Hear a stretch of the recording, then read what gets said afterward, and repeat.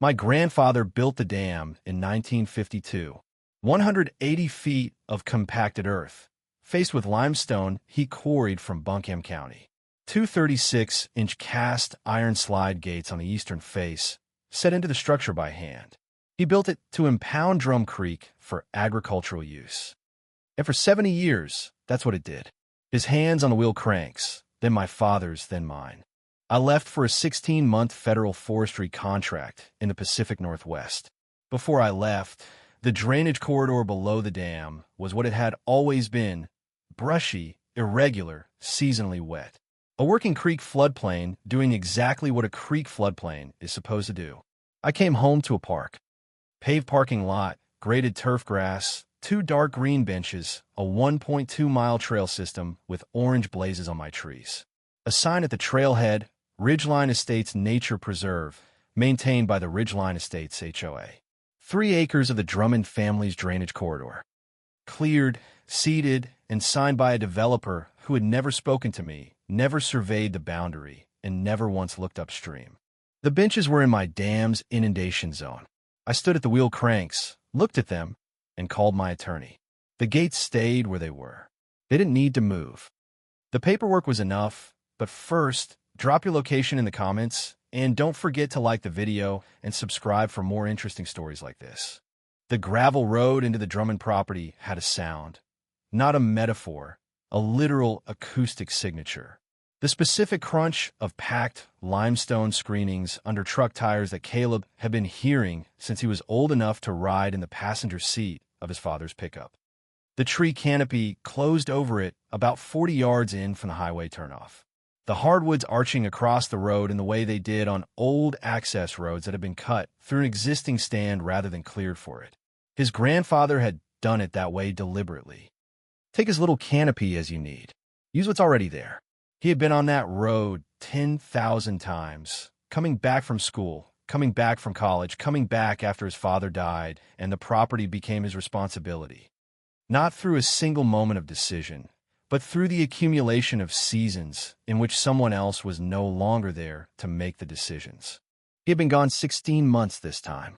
The Pacific Northwest contract, old growth timber inventory in the Cascades for the U.S. Forest Service, had run 4 months longer than projected. The stands were more complex than the initial survey had indicated.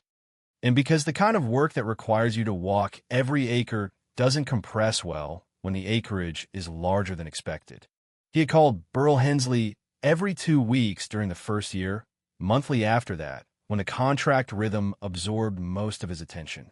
Burl had started texting in October. Burl wasn't a texter by nature or preference. He had learned to use the phone Caleb had given him out of practical necessity.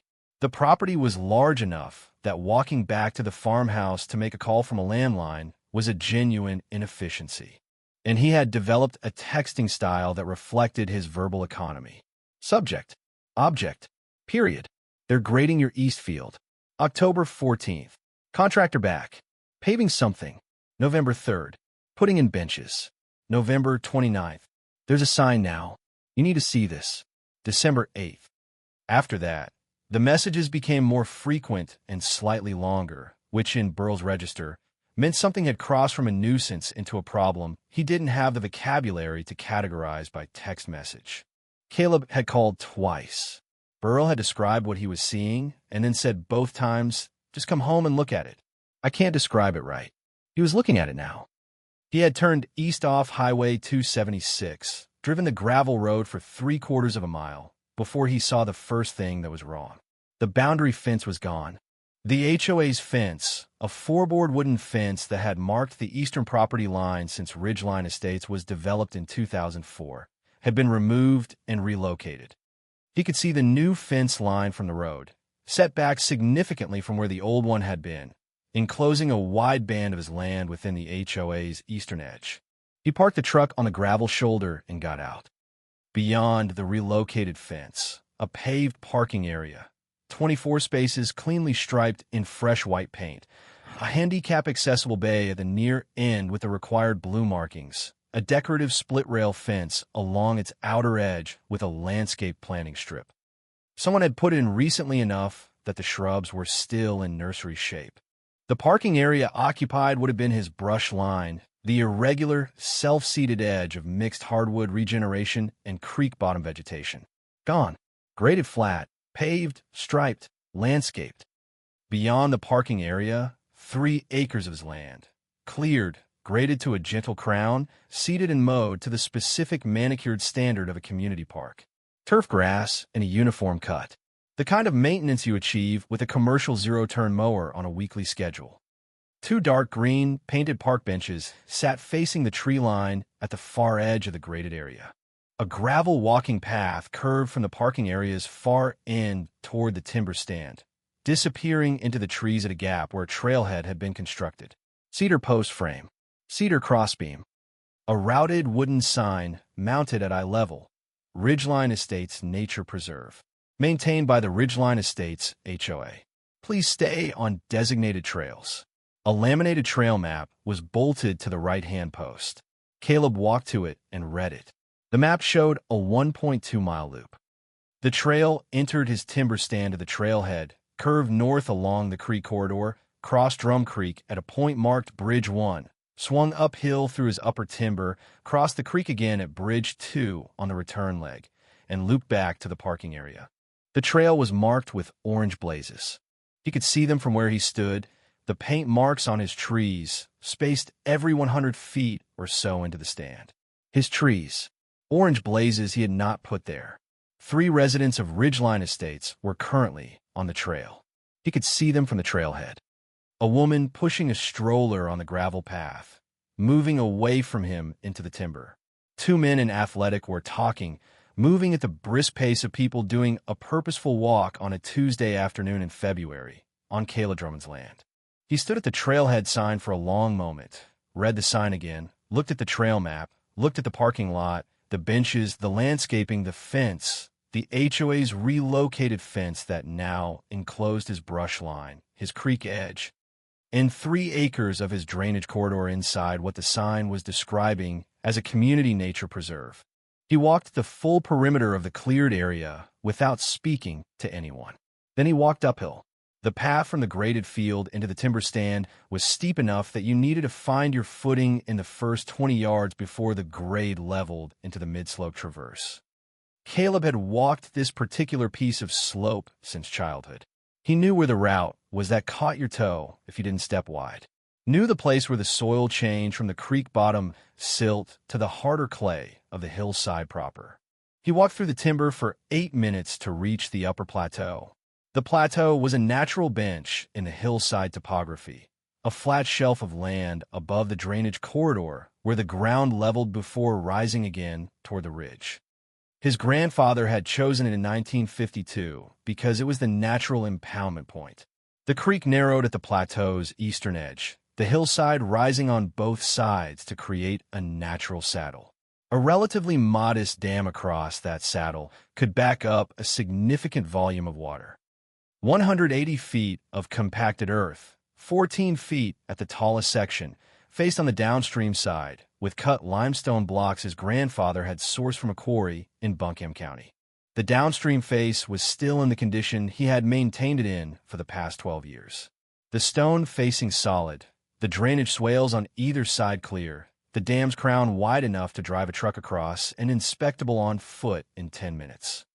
Caleb stood on the dam's crown and looked downstream. From this elevation, the full eastern boundary was visible. The drainage corridor running south from the dam's base, the creek channel at its center. The cleared and graded area of the HOA had converted into a park visible as a green rectangle against the darker texture of the surrounding timber. The parking lot was visible from here, too, the asphalt catching the February light at the right angle.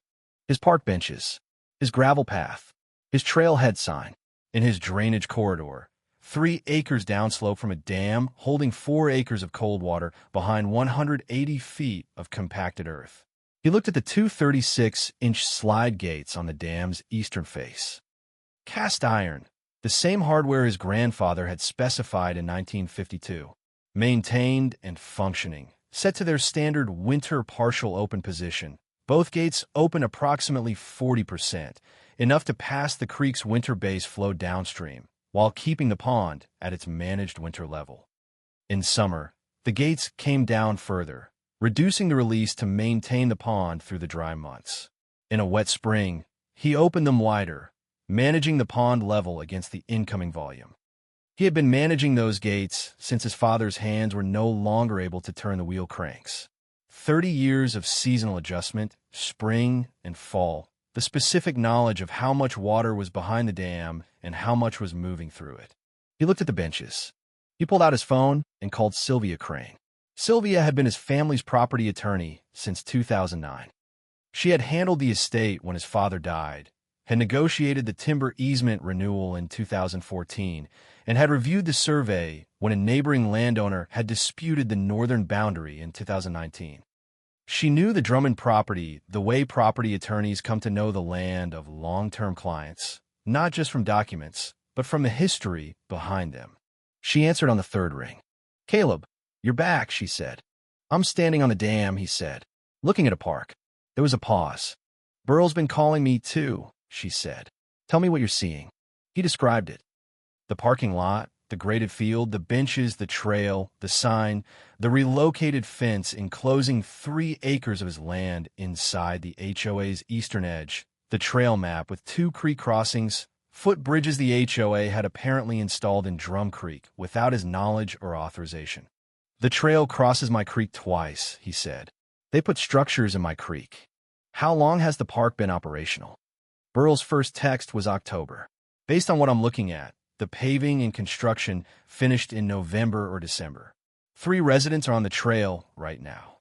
"Caleb, don't approach the residents. Don't engage anyone on the property today." "I know," he said. "I called you first." "Good. I'm going to need a boundary surveyor out there by the end of the week. Don't touch anything. Don't move anything. And take photographs of everything before you go inside.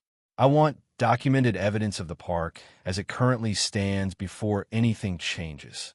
"Burl has photographs," Caleb said. "He's been documenting since October." Another pause. "How many photographs?" "I don't know yet. I just got home." "Call him tonight," Sylvia said. "I need to know what he is before I file anything."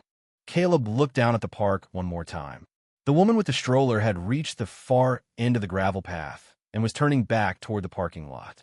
The 2 men in athletic were deeper in the timber, their voices inaudible from the dam.